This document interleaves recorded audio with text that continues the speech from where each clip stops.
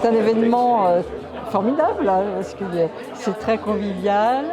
et sur un sujet comme celui de ce soir, hein, qui est le rattrapage européen par rapport aux États-Unis,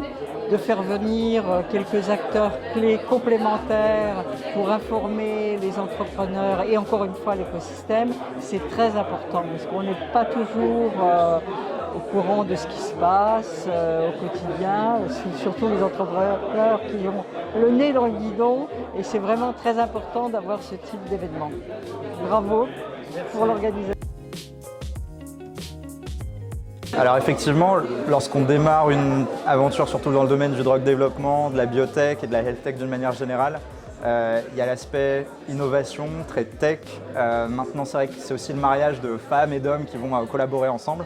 Donc ça fait vraiment partie de ce que nous on connaît. Même nous en interne, en tant qu'investisseurs, on est très collaboratifs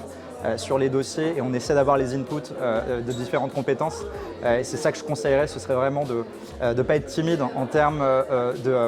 d'aller connecter avec les bonnes personnes. Je pense que notamment quand on démarre et qu'on est early stage, il faut aller chercher les personnes qui connaissent le drug développement industriel, les interactions avec les agences réglementaires, le clinical design, l'accès patient pour pouvoir justement raisonner en termes « ok, je veux tel profil à la fin de mon histoire, donc il faut que dès le départ, je puisse designer le bon profil de produit et donc finalement adapter le design de mes études précliniques et cliniques en conséquence. »